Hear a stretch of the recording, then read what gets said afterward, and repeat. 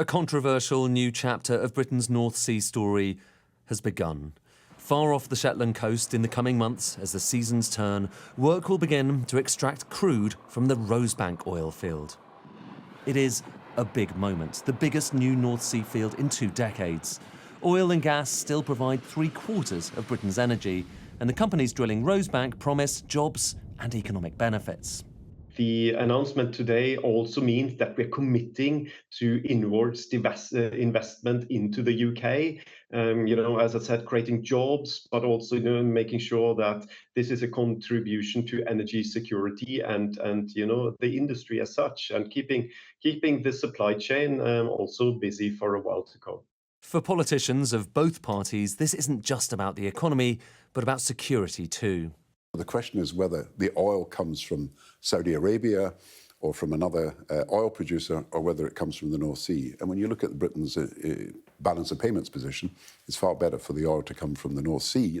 But for all the talk about energy security, it's worth just having a look at what the impact of this is going to be. This is UK oil production going off into the future, so towards 2051. Let's add on Rosebank and have a look. You can see it makes a bit of an impact, certainly, but the UK is still going to be a declining basin, reliant on imports from overseas for all of that period. But have a look at this. This is the map of different North Sea installations. You can see, let's have a look. You can see there is Viking, very famous gas field off in the southern bit of the North Sea there. Up north, you can see Brent, very famous oil field off to the east of Shetland. But the interesting thing about Rosebank is, look, it's over here. It's this kind of new frontier. And a lot of people think there may be more discoveries to be found right there.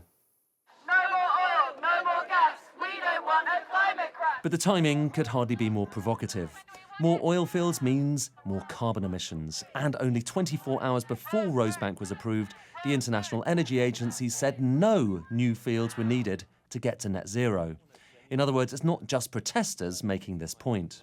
We have a massive opportunity actually to develop our renewable energy resources, and instead we've got the UK government doubling down on fossil fuels, which, aside from the fact that our climate simply cannot cope with these massive new oil fields, will keep pushing the UK in the wrong direction in terms of our long-term economic prosperity and in terms of the jobs of the future.